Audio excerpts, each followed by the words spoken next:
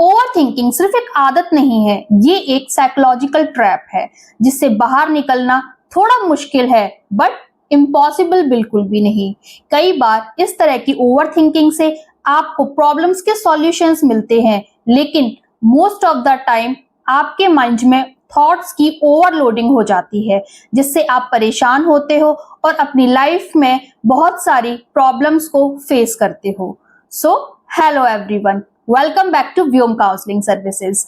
आज हम बात करेंगे कुछ ओवर थिंकिंग के बारे में, उसके क्या साइंस हैं, क्या डेंजरस लॉन्ग टर्म इफेक्ट्स हैं और उसके लिए क्या पावरफुल स्ट्रेटजीज हैं जिससे हम अपनी ओवर थिंकिंग को कंट्रोल कर सकते हैं।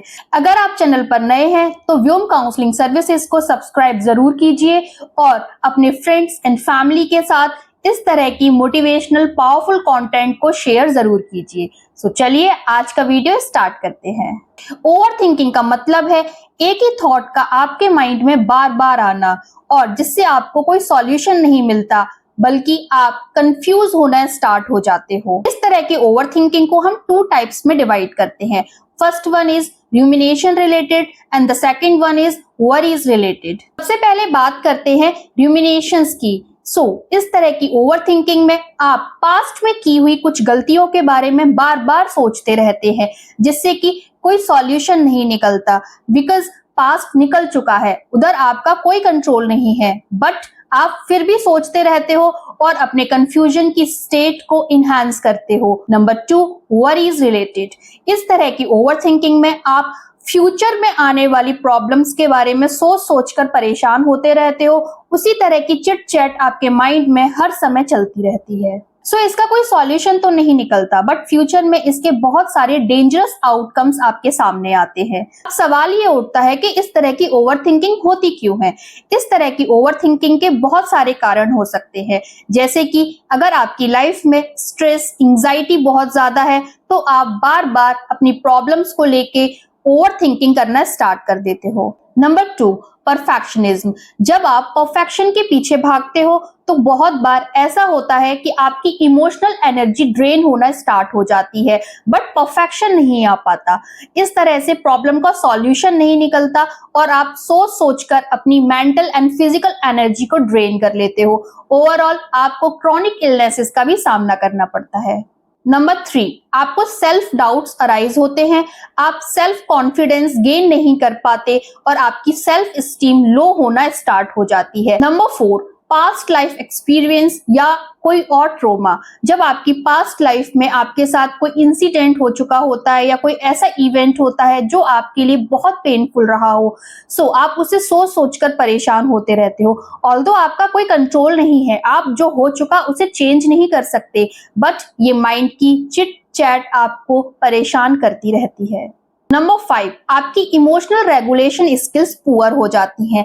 इस तरह से आप अपने इमोशंस को कंट्रोल नहीं कर पाते और आप उनके साथ कोपिंग करने में भी अपने आप को फेलियर फील करते हो। इवेंचुअली आपका सेल्फ कंट्रोल लूज होता चला जाता है। नंबर 6, जब आप ओवर थिंकिंग करते हो तो आपको स्लीप रिलेटेड प्रॉब्लम्स होती हैं, स्पेशली आपकी ओवर थिंकिंग नाइट टाइम पर अपने पीक पॉइंट पर आ जाती है।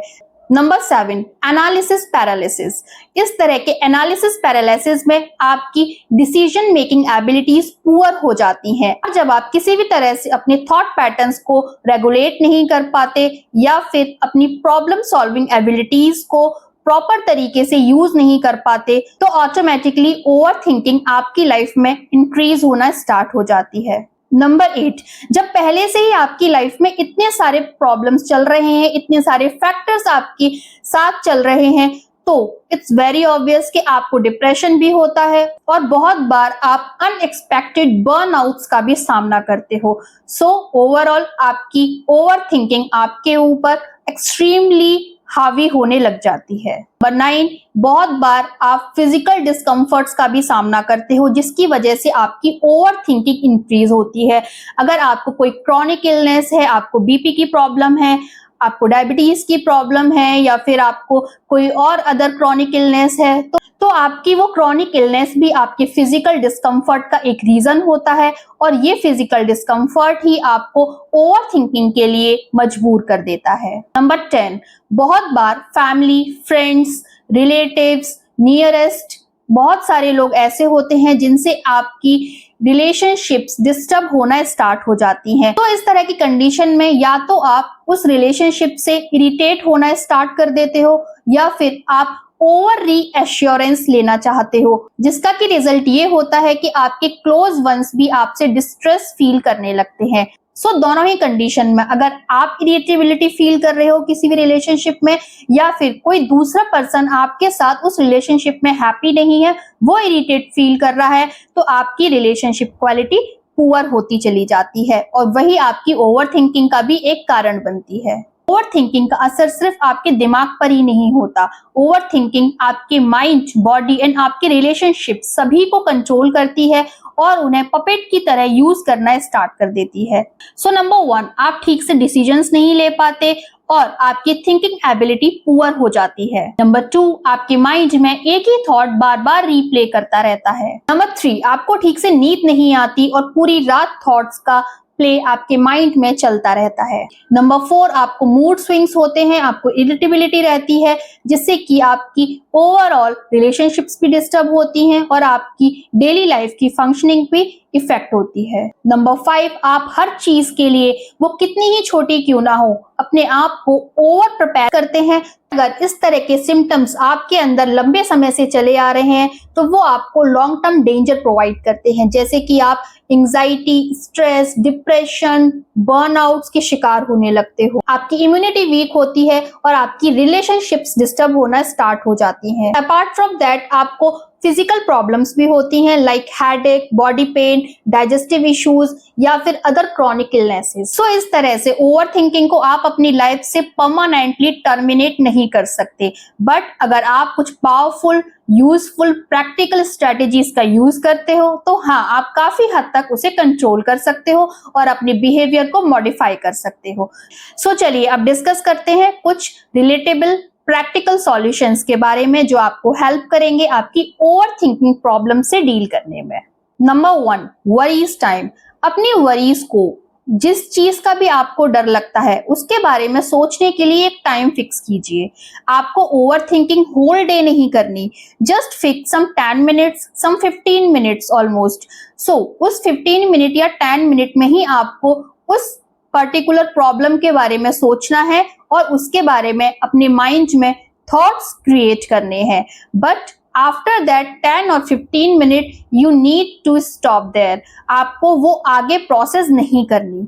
सो जब आप अपनी वरीज के लिए एक फिक्स टाइम शेड्यूल करते हो तो आप पूरे दिन के थॉट्स की ओवरलोडिंग से बच जाते हो। Number 2, start writing your thoughts. अपने थॉट्स को राइट करना स्टार्ट कीजिए। आपके मन में जिस भी तरह के विचार आते हैं आप उन्हें लिखिए। अगर वो पॉजिटिव हैं तो उन्हें भी लिखिए और अगर नेगेटिव आइडियाज हैं तो आप नेगेटिव आइडियाज भी राइट डाउन कीजिए। देन आफ्टर जस्ट कंपेयर कि वो जो आपने थॉट्स राइट किए हैं वो कितने % रिलायबल पॉजिटिव थॉट्स हैं और कितने % नेगेटिव थॉट्स हैं। अगर नेगेटिव थॉट्स हैं तो आप उन्हें डिस्कार्ड कर दीजिए, आप उन्हें वहीं क्रॉस कीजिए और अपने आप को प्रॉमिस कीजिए कि आप इस तरह के थॉट्स को रिपीट नहीं करेंगे। अगर पॉजिटिव थॉट्स हैं, सेल्फ अफर्मेशंस हैं, सो आप अपने आप को प्रॉमिस कीजिए कि आप उन थॉट्स को ऐसे ही रिपीट करेंगे। Number 3, engage your body for immediate stop. जब भी आपको लगे कि इस तरह के थॉट्स की ओवरलोडिंग आपके ऊपर हावी हो रही है और आप उसे कंट्रोल नहीं कर पा रहे, quickly get up from there and start doing some physical activities. आप कुछ वॉकिंग कर सकते हो, कुछ बॉडी स्ट्रेचिंग कर सकते हो। अगर आपको योगा प्रैक्टिसेस करना पसंद है तो आप योगा प्रैक्टिसेस कर सकते हो, कुछ मेडिटेशन प्रैक्टिसेस कर सकते हो, आप डांसिंग मेथड का यूज कर सकते हो, एनीथिंग दैट यू लाइक। अपने आप को उस समय आपको with in a seconds divert करना है। अगर आप इस तरह से डाइवर्ट कर पाते हो तो ऑटोमेटिकली आपके थॉट की वो चेनिंग ब्रेक हो जाती है और आप उस साइकिल से बाहर आ जाते हो। नंबर 4, आप डीप ब्रीदिंग कीजिए। इस तरह की डीप ब्रीदिंग में आप 4-7-8 मेथड का यूज कर सकते हैं। 4-7-8 मेथड का मतलब है आप अपनी ब्रीदिंग एक्सरसाइज में 4 सेकंड के लिए इनहेल करेंगे, देन 7 सेकंड्स के लिए अपनी सांस को रोकेंगे और फिर 8 सेकेंड्स के लिए उसे एक्सेल करेंगे। इसे कहते हैं 4-7-8 डीप ब्रीदिंग एक्सरसाइज मेथड। ये बहुत पावरफुल स्ट्रेटेजी है, इसे आप कभी भी अप्लाई कर सकते हो जब भी आपको लगे आपके माइंड में थॉट्स की ओवरलोडिंग हो रही है। So just start doing this type of deep breathing. Number 5, mindfulness practices. इस तरह की प्रैक्टिसेस आपको through out the day over thinking से प्रोटेक्ट करती हैं। इस तरह की माइंडफुल प्रैक्टिसेस में आप माइंडफुल ईटिंग का यूज कर सकते हैं, माइंडफुल वॉकिंग का यूज कर सकते हैं, just be single tasking. You can practice some grounding exercises, you can practice body scanning method. There is a lot of mindfulness practices method. आपको अपने अकॉर्डिंग जो सूट करे आप उस तरह की प्रैक्टिसेस अप्लाई कर सकते हो। नंबर 6, कॉग्निटिव रिफ्रेमिंग या चैलेंजिंग योर थॉट्स। इस तरह के मेथड में आप अपने थॉट्स को चैलेंज कीजिए, क्या वो थॉट्स करेक्ट है या इनकरेक्ट। फॉर एग्जाम्पल, आप अपने आप से एक सवाल पूछिए कि आपके माइंड में जो थॉट्स बार बार रिपीट हो रहे हैं क्या ये 100% राइट है। और अगर आपका ही कोई फ्रेंड उस तरह के थॉट्स एक्सपीरियंस कर रहा है और आपके साथ शेयर कर रहा है तो आप उसे क्या कहोगे। मोस्ट इंपॉर्टेंट, क्या वो थॉट आपको कोई प्लेजर दे रहा है, कोई मोटिवेशन प्रोवाइड कर रहा है, या फिर वो आपको डायरेक्टली और इनडायरेक्टली सिर्फ हर्ट कर रहा है, आपको पेन दे रहा है। अपने आप से सवाल पूछिए और एनालाइज कीजिए अपने थॉट्स को कि क्या वो थॉट्स रियली ट्रू है या नहीं। Number 7, build a emotional resilience. इस तरह के मेथड में आप कॉग्निटिव बिहेवियर थेरेपी को यूज कर सकते हो। वो एक बहुत पावरफुल स्ट्रेटेजी है जो आपकी ओवर थिंकिंग को स्टेप बाय स्टेप रिड्यूस करने में आपको हेल्प करती है। इसके अलावा आप ग्रेटिट्यूड जर्नल मेंटेन कीजिए। डेली 3 ऐसे पॉजिटिव थॉट्स लिखिए जिनके लिए आप थैंकफुल हैं, जो आपकी लाइफ में आपको हैप्पीनेस एंड प्लेजर प्रोवाइड करते हैं। जिससे कि आपके माइंड में पॉजिटिव रिवायरिंग होती है। Number 8, take small steps. आप ओवर थिंकिंग को जब कंट्रोल करने की कोशिश कर रहे हो तो छोटे छोटे स्टेप्स लीजिए और कभी भी परफेक्शन के पीछे मत भागिए। मे बी आज का स्टेप आपके लिए परफेक्ट ना हो और शायद कल का स्टेप थोड़ा कुछ परफेक्ट हो, नेक्स्ट वन थोड़ा और परफेक्ट हो। इस तरह से परफेक्शन सिर्फ एक दिन में नहीं आता। Number 9, seek professional help. If your over thinking is leading you towards panic attacks, so much anxiety, depression, stress या any other condition that is disturbing your sleep or disturbing your daily life functioning. इस तरह की situation में counsellors और psychologist आपको help करते हैं, आपके लिए एक कस्टमाइज्ड कॉग्निटिव रिफ्रेम तैयार करते हैं। वो आपको सिखाते हैं कि कब आपको अपने थॉट्स को कंट्रोल करना है और कब अपने थॉट्स को आपको कंट्रोल होने से रोकना है, क्योंकि आपके थॉट्स आपको कंट्रोल करे ये ठीक नहीं है। होपफुली आज का वीडियो आपको पसंद आया हो और अपनी ओवर थिंकिंग को समझने में और उसे डील करने में आपको कुछ हेल्प मिली हो, क्योंकि ओवर थिंकिंग सिर्फ और सिर्फ सेल्फ हेल्प से रुकती है। उसके लिए आपको अवेयर होना पड़ेगा, अपने माइंड को रीसेट करना पड़ेगा।